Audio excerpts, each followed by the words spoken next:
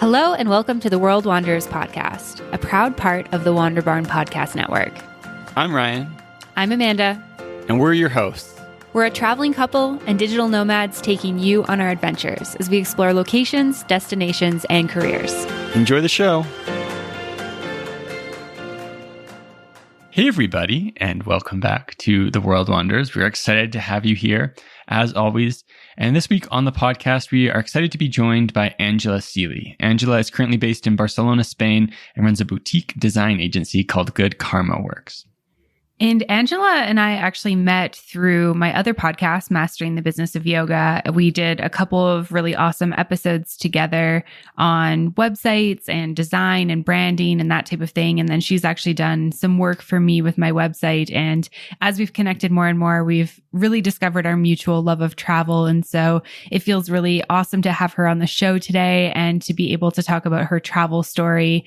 She fell in love with travel when she was in college. She did an exchange.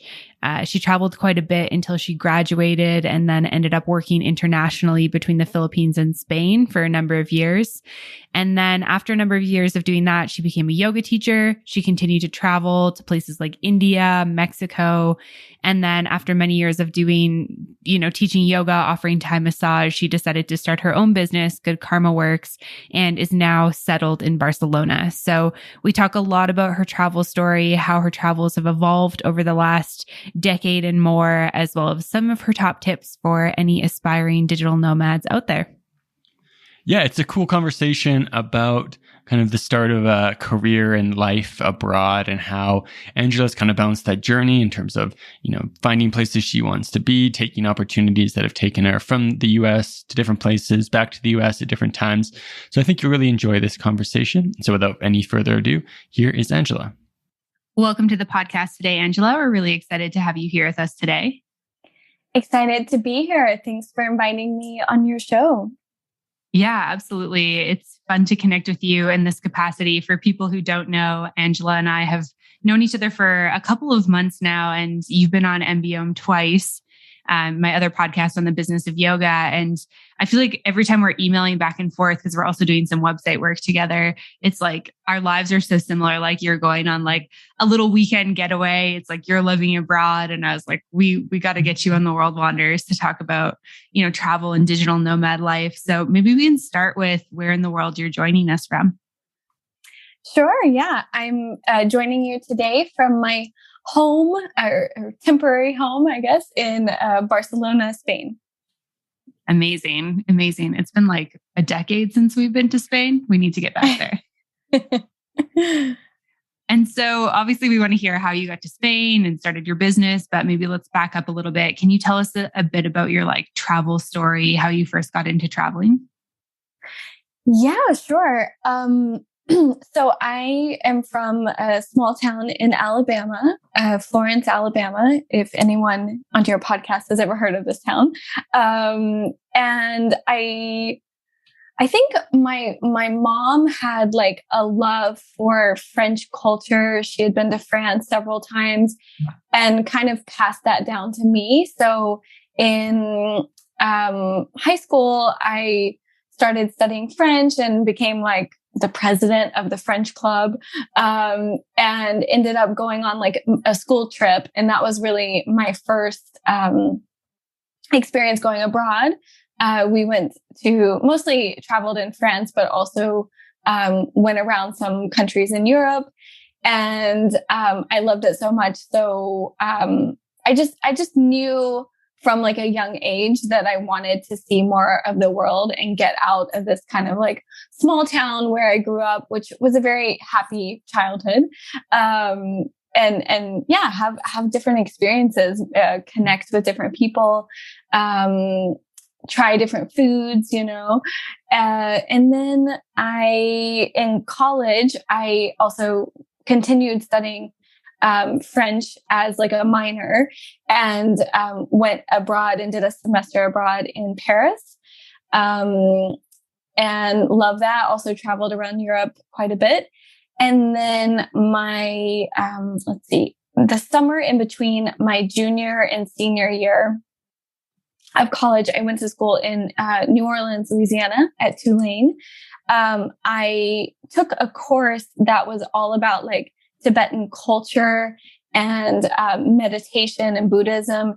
And as like an add-on for that course, we could go on like a summer trip, a month-long trip where we actually would get university credit to work with the Tibetan refugees in India. So I ended up going on that and extended for an extra, I think I did an extra like 6 weeks or 2 months by myself and stayed on and created an internship for myself that I got the school to fund to work with a nonprofit organization there that was just helping Tibetan refugees. They were teaching English, offering some kind of basic computer skill courses. They have like a kind of like clothing exchange, and they brought in medical doctors and students to help out. So they did a lot of different stuff. They were really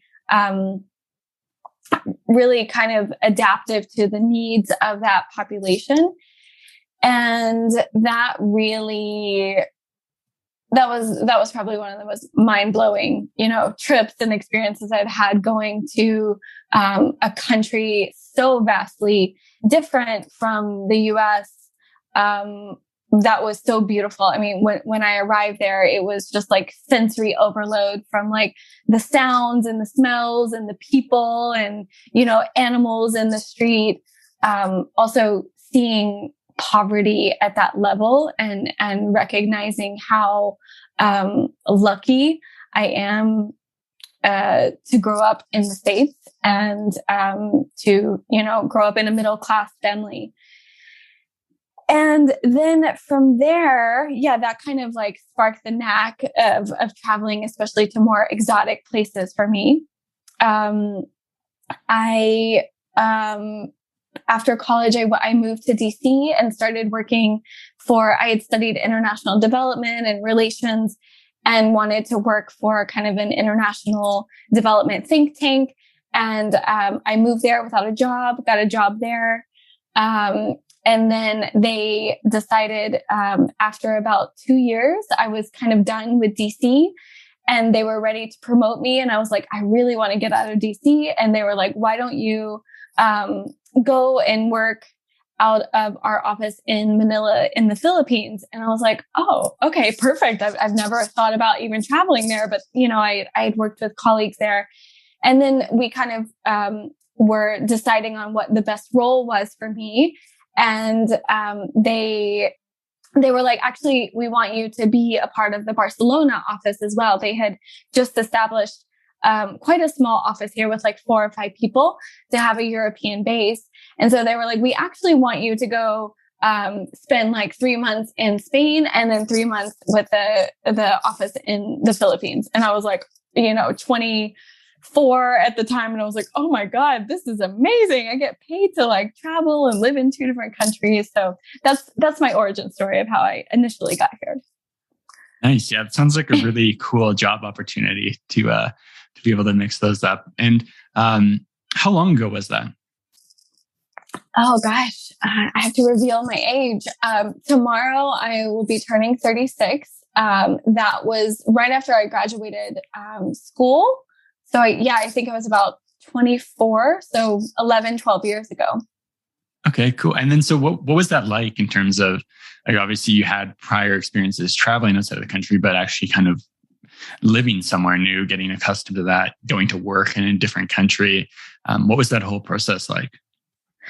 Yeah, it was really great. I first went to the Philippines, and actually our office there, it was our largest office. We had about 60 staff members, all who were local at the time.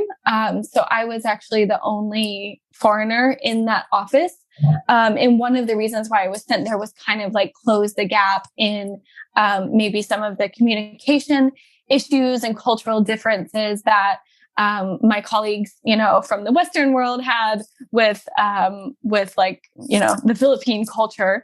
So that was super great. I made some really amazing lifelong friends there that I still keep in touch with. I've been like, I've always had kind of the Philippines in my life since then, my roommate for a few years in Spain was Filipino.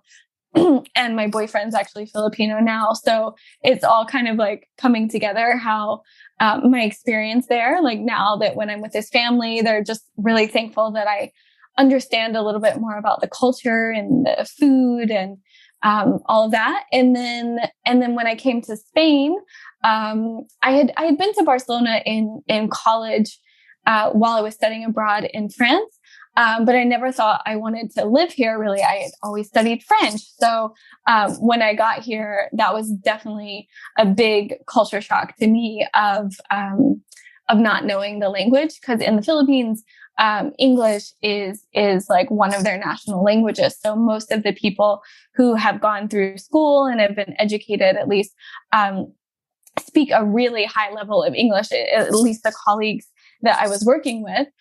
So when I got to Spain, all of a sudden I was like, oh my gosh, I don't actually know any Spanish. So I kind of did a deep dive to learn some basic Spanish when I first got here to be able to communicate. Yeah, that's like always so stressful. I remember the first time we went to Spain and we weren't working. So obviously totally different context. But, Ryan and I had both taken some like Spanish in high school. And let's keep in mind, we went to high school in like small towns in Western Canada. It was taught by like native English speakers. And we're like, we know enough to like get by in Spain. And we did not know enough to get by in Spain. We knew like basically like 10 words, which is not really enough to get by. And definitely had to do the same as you, like deep dive, learn some of the language, that type of thing. Yes. When I first landed here, I actually was staying at a colleague of mine at their apartment. They had given it to me. I think they were still away for like the Christmas, New Year's holiday. And so I went to their address and they have a portero, which is someone who kind of like is like watching a doorman, I guess, for their building. And I couldn't get the keys to work to their apartment. And I was trying to like communicate to this guy that like I'm a guest staying there and I have the keys, but like I can't get the door open. And he spoke zero English and I spoke zero Spanish, but somehow we managed to communicate.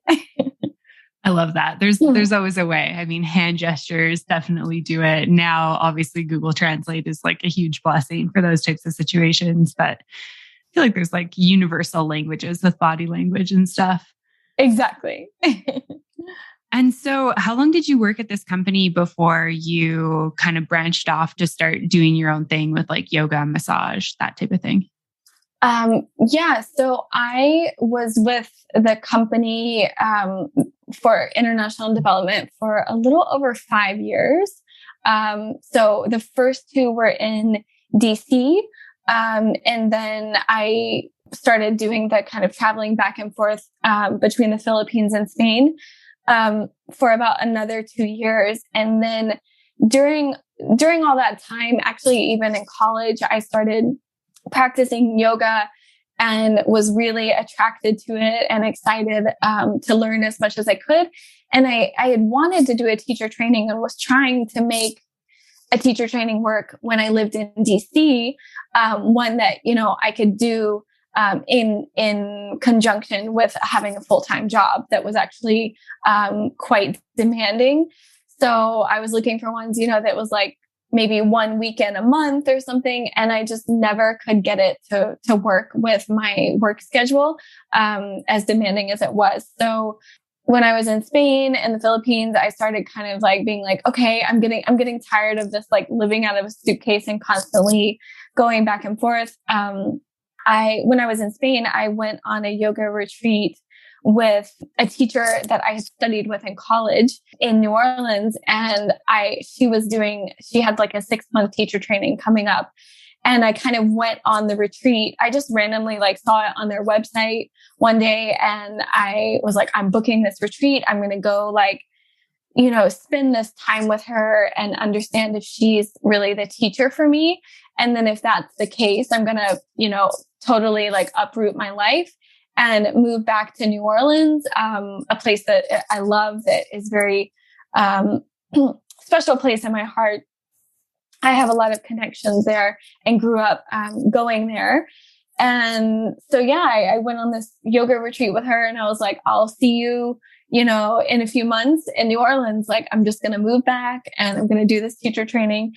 And I told this to my bosses at the company I was working at, and they were just like, yeah, you can move there and like work full time remotely from there for a while. That's fine. And I was like, I don't really want to be working full time where I'm doing this training, because it was quite in depth, a lot of time and energy. And I just wanted to create that space in my life for that kind of shift, to really understand what I wanted to do next. And they let me, fortunately, work part-time for them while I was doing my teacher training. Okay. And so what was I guess, around that time as well, that you had the experience of moving back to the States. What was it like kind of after spending a couple of years living abroad to move back to the States? Yeah, there's definitely, some culture shock, or reverse culture shock, if you will, when you go back to the US. I think one of the things is just seeing like how the difference in pricing in things, like things are way more expensive in the US, like both the places in the Philippines and in Spain, like you don't need a car. Whereas in the US, unless you're living in some of like the bigger cities in the Northeast, you pretty much need a car to get around. So that's always kind of a challenge. What else? What else is like how people eat? How much people eat, how unhealthy Americans can be, is another one. But also like, the positive side. I mean, I love going to the States. It's always easier to connect with people that grew up in a similar way as you and speak the same language as you. And even, I just have like an understanding of you. So, it was great to go back and to reconnect with some people that, I was close with in university and through my, yoga practice and stuff. And were you kind of thinking at that point, like, I want to find another way at some point in the future to live somewhere else abroad? Yeah, I'm a bit of a, wandering nomadic soul. So every time I'm kind of like moving around, and then I'm like, yeah, I want to settle down. And then I settle down, and then I'm a little bit of like, okay, well now where am I going to go next? I'm feeling stagnant in this place. So yeah, I stayed in New Orleans for a little bit, and then I was still working part-time with this company. I was teaching yoga, and then I had done several trainings in Thai massage. So I also started offering that at the same time. And then the person that was leading the student trips to go to India for a month to work with the Tibetan community was a good friend of mine. And he actually reached out to me and asked if I wanted to join him on the trips, on the like university student trips, as kind of a leader, and also as a yoga teacher, and teach yoga for them every day. And just to kind of like, help the students through that process, because going to India when you're in the university is kind of a bit of a shock. So that came to me, and I was just like, oh my God, the universe has like granted me my wish. I've been wanting to go back to India, especially after, going deeper into learning about yoga and, Hinduism and Buddhist philosophy. So that was really kind of the last straw that I needed to have the courage to leave my professional, like corporate job that I thought I was supposed to just like keep advancing on that career path. And then I got this opportunity to go to India, and they were like, yeah, we'll pay for your flight, all your food and travel accommodations. And then I got paid like a little bit of extra money for being a group leader. So I ended up going and doing that for 2 summers, for 3 months at a time. Yeah, that sounds like a really awesome opportunity. And I think both of us can definitely relate to, like, I guess just feeling like, okay, it's time for like a change. I feel like for me, I call it like my career U-turn. Like, I was doing fine in my professional career. And then I was like, I don't want to do this. Like decided to go the other way on the highway. It's like, I'm going to go become a yoga teacher and, do my own thing and stuff like that. And so I'd be curious to hear a little bit about, like, I know you traveled and taught and did massage for a while before you started your own business. Can you kind of tell us about that period of time and then kind of the transition into creating Good Karma Works? Sure. Yeah. I definitely think like one trait that I like about myself is that I do have this like intuition when it's time to move on. And sometimes I ignore it until it comes like knocking, really loud and I can't ignore it. But, really like checking in and recognizing when, maybe a chapter is over, maybe like a physical location that you're living or a job or a partner. And it's not that I was like ever super unhappy. I actually really enjoyed a lot of aspects of my job. I had a lot of freedom. I was always challenged.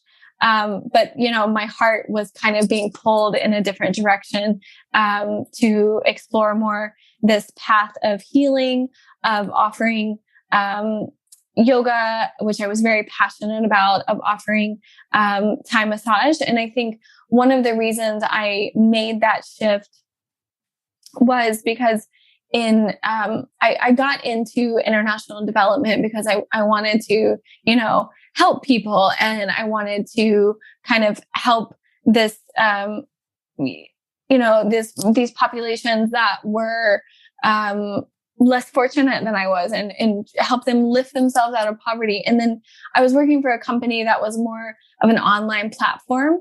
And even though I did feel like we were doing good, the company was doing good. We were, making changes in the world, making the world a bit of a better place. I felt really disconnected from the people that we were helping. I wasn't like an on the ground field officer or anything. I was, on my laptop all day. And for me, that's a super important thing. And that's one of the reasons why I love to travel, is making those like personal connections with people, wherever you go. That's why I tend to like to, not just travel to places for like a weekend, but actually go and live there and kind of like set up base, because I think that makes your experience so much stronger. So yeah, I started, let's see, I went to India for the summers. I was teaching there, and then an old lover of mine and I decided to get back together. I was visiting Spain after one of my trips to India, and we decided to get back together. So I left New Orleans and moved back to Spain as my base to Barcelona.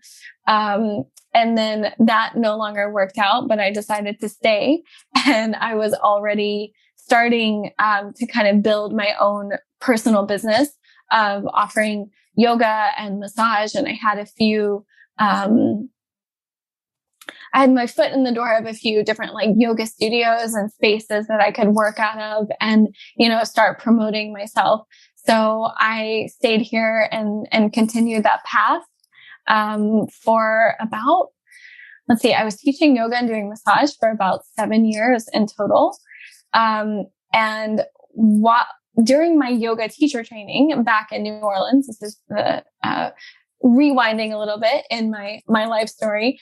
Because I had a background I was working in kind of like e-commerce and marketing funnels and stuff, with my old business, my yoga studio where I did my teacher training had like a really outdated website.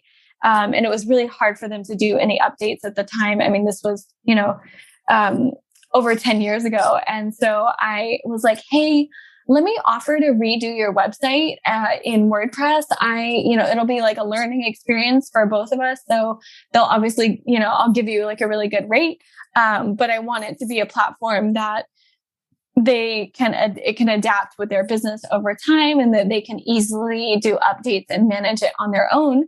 So I ended up building my first website, with my studio, which was a great experience. And then from there, just through like word of mouth, people started coming to me, other yoga teachers. I had like an acupuncturist, a chiropractor, other people in the wellness space that needed help with, technology, with setting up their online presence. So that just kind of like naturally evolved, where I started working with people in that space. And that's kind of how the formation of Good Karma Works started. Awesome. Yeah. I think we can both really relate to that as well of this. I think sometimes we get in our heads, like we need to have this like super grand plan when it comes to a business idea or something. But sometimes, just people, you learn a new skill, people start asking you about it, you help some people out, they tell someone else about it, and it kind of just like builds and grows from the ground naturally, which is great. Exactly. Yeah. And I think also understanding that sometimes, the path that you had set for yourself or in mind for yourself isn't necessarily what the universe is telling you should be doing. I never imagined, like when I graduated, that I would be teaching yoga and traveling to India. And then I was really happy, teaching yoga and doing massage for years. And then it came to a point where I kind of shifted my curiosity and was learning a little bit more about web design and branding. And I started working with a friend of mine who's also a yoga teacher, an amazing graphic designer, actually two friends of mine, and really trying to like build a business out of that. So my attention kind of shifted away from the yoga and massage.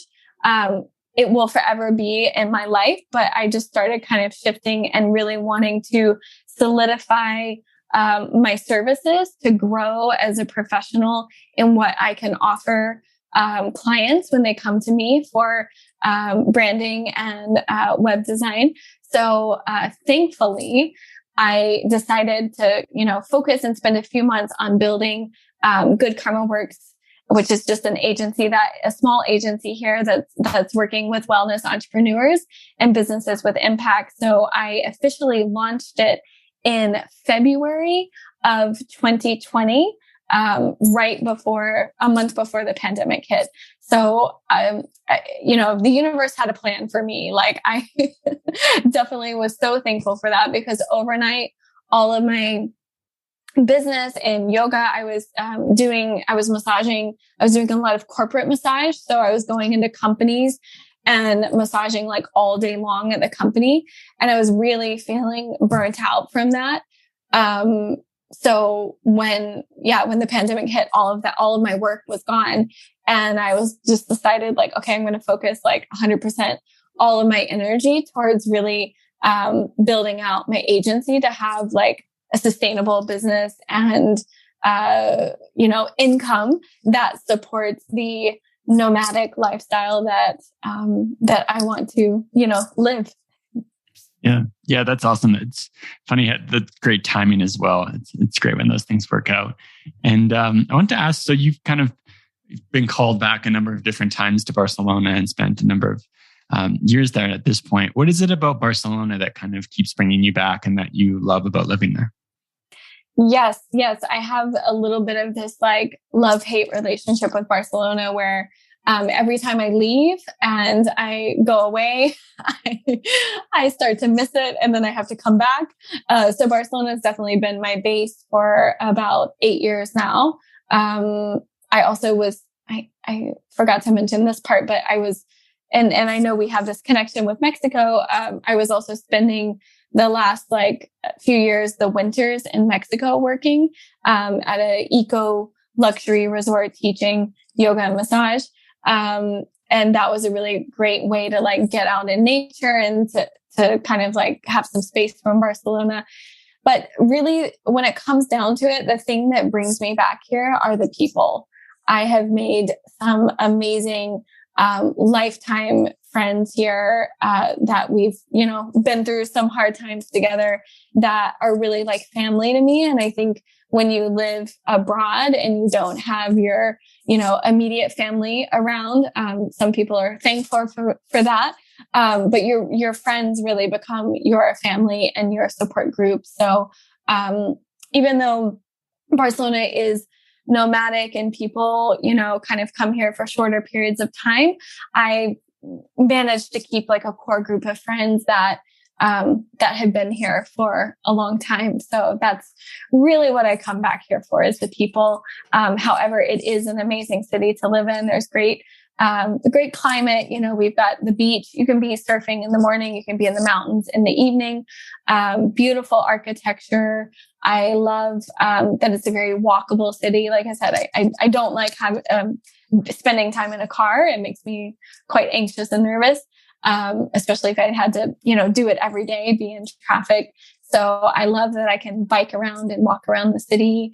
And then also being a hub, it's quite centrally located in Europe. It's very easy to travel anywhere. And then also it's quite easy to get over to Asia or to get back to the US. So we're kind of like in the middle of the world here. Yeah, for sure. Yeah. I feel like one thing we really love about Mexico is that Mexico is like such a big, diverse country that you actually don't really have to like leave here to take a really cool like weekend trip or a week-long beach vacation, or you can go to the mountains, et cetera, et cetera. But I think something that really attracts me about Europe is that, you can drive like 4 hours and be in another country, or take like a 1 hour, 2 hour flight and you're like on the other side of Europe, which can be a totally different experience, like different culture, different language, different landscape. I feel like that's something that's really cool about living in Europe, is you can do like, oh, I'm going to like Italy for the weekend, or Croatia for the weekend, or just like zipping up to London for the weekend. Like, how cool is that? Exactly. Yeah. Whereas like when, you're living in the States or Canada, it's like, oh, we're going to another state.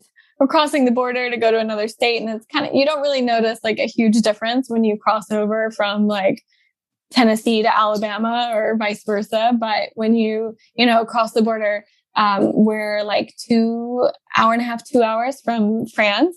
I actually went to France over Thanksgiving for like a long weekend. You like very quickly recognize that you're in like a very different culture.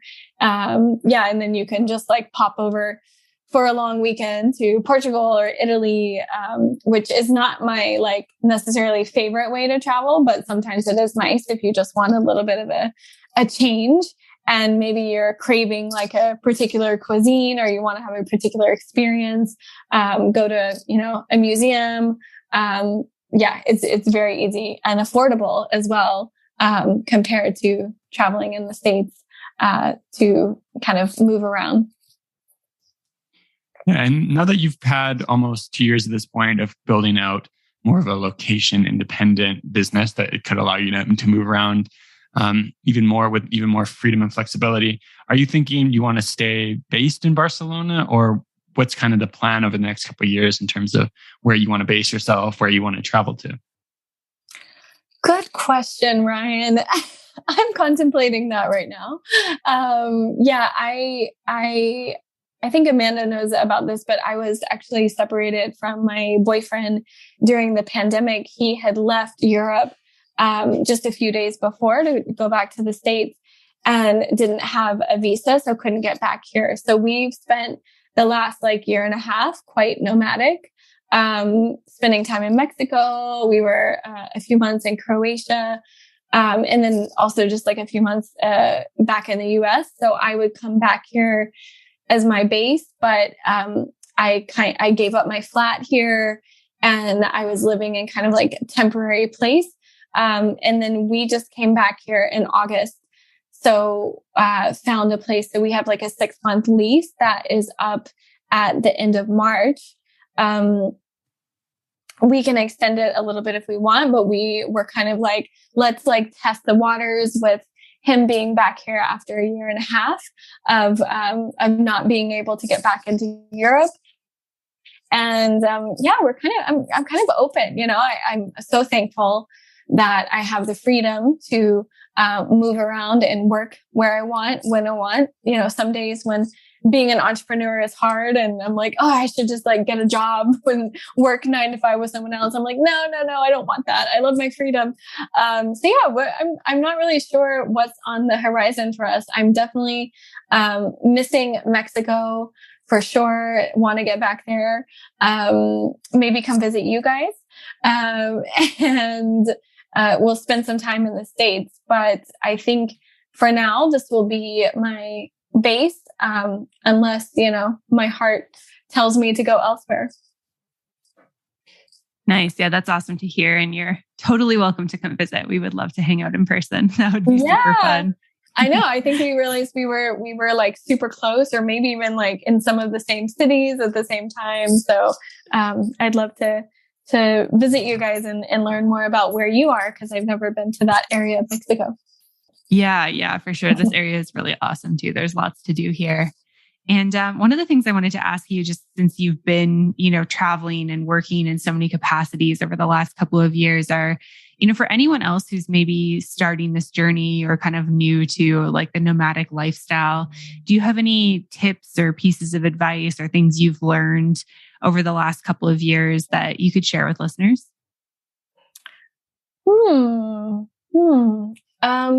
Sure. Yeah, I think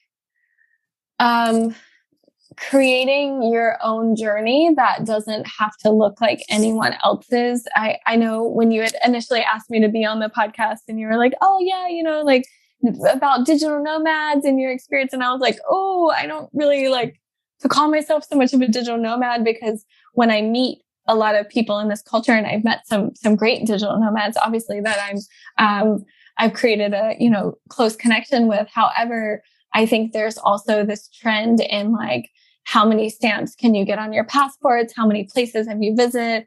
And when like that kind of circle meets up, they're just like listing all the places they've been and things that they've done and kind of like trying to outdo each other. And that doesn't really interest me, as a world traveler, as a nomadic soul. I really want to go spend time in places and make a connection with that place and with the people of the place. So that could even be you spending a month in one place also allows you, time to make those connections and to understand if you want to go back to them, versus just like always jet setting and moving around, which isn't necessarily very conducive to being productive and getting work done. So for me, I definitely make sure, when I do go to places that like there's, good Wi-Fi accessible, there's like a good place where I can work, even if it's just in like the kitchen or the living room space, but then there looks like kind of a comfortable place for working and setting up. And also I also feel like I don't beat myself up if I, don't have maybe a productive day, if I have just arrived to like a new location and I really want to like go out and explore. I know that once I get settled in, I will create that time and that space to, get into some deep focus and work on my business. But for me, it's important to find that balance of like having new experiences and traveling, and not just arriving to a new place and working, 12, 14-hour days and not really experiencing the place. Yeah, for sure. That definitely makes sense. And I love the piece of advice about just kind of like doing you, like finding your own style and journey. Because I think that, there's lots of different kind of like travel styles. And, we've certainly been in those circles too, where it's like, oh, well, have you been to this place? Have you been to this place? Have you been here? And that can be a little bit like, let's just say like not for us either as well. Yeah, exactly. Yeah. And it's fine. Like if that's what people want to do, that's cool. They should travel how they want to travel. But yeah, I think we've definitely, because we did like the backpacker lifestyle for a while where we were like 3-4 nights in a place. And sometimes, we'd just be like one city in a country and then we'd be zipping out of there. And I feel like now that we've slowed things down out of a necessity, because, like you said, you have to balance work with travel. It's been so nice to spend longer periods of time in cities and in countries and really kind of dive into the culture, get to know places a little bit more. And I think that's definitely something like I would say we're very slow travelers at this point. I like that. Yeah. Slow, there's the slow food, slow coffee movement, slow traveler movement. And I think, I've done that as well, where you're like constantly on the move, you're backpacking around, and then you get to the point where you like don't even remember like where you were, you know, like everything kind of blurs together. And for me, it's like, well, what's the point of doing that hustle if you don't really get anything back from it? You know, if you're just trying to like check things off of your list. So I would rather go to a place, you know, slowly, you know, integrate with a culture, learn more about the culture, have some experiences, that help me keep that connection with that place and take that memory with me versus like just, moving around and constantly be traveling. Yeah, absolutely. Definitely feel very aligned with that. Do you have any other pieces of advice or tips or anything else you've learned over the years that you want to share?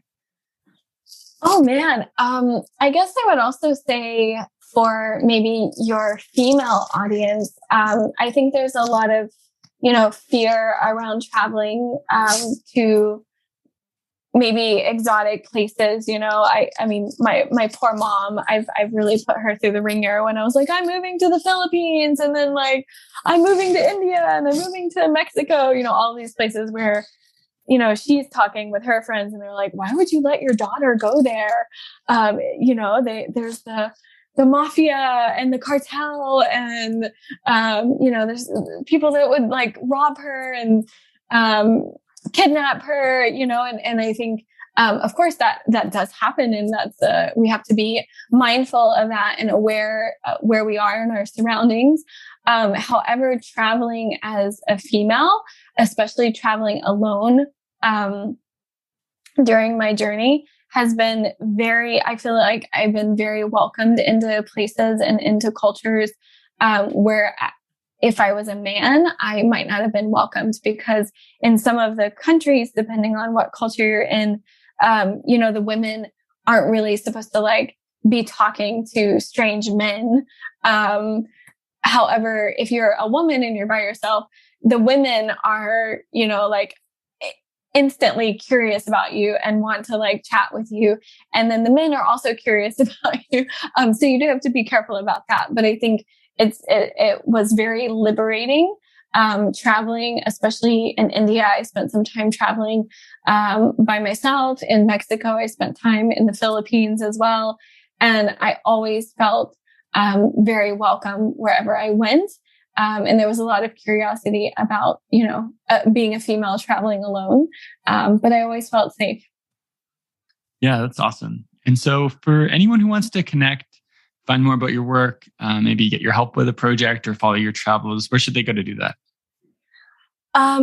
They can follow, me on Instagram. It's at Good Karma Works Agency. I do post a little bit about, you know, where I am and my travels on there.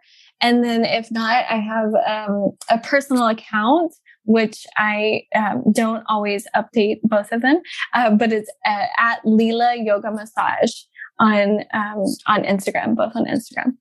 Amazing. We'll make sure there's links to that in the show notes. And yeah, thank you for your time today. It's been really awesome to hear more about your travel story and just what you've been up to as you've been roaming around the world the last few years. Yeah, sure. Thank you for having me. Thanks for listening to this episode. If you want more, make sure to check out the World Wanderers Insider, available on Patreon at patreon.com/theworldwanderers. For show notes, head over to theworldwanderers.com. Find us on social media at The World Wanderers Podcast and join the private Facebook community at World Wanderers, a community for travelers. You can always get in touch with us at info@theworldwanderers.com. And if you enjoyed the show, don't forget to subscribe and leave a review. It really helps us find new listeners. See you next time.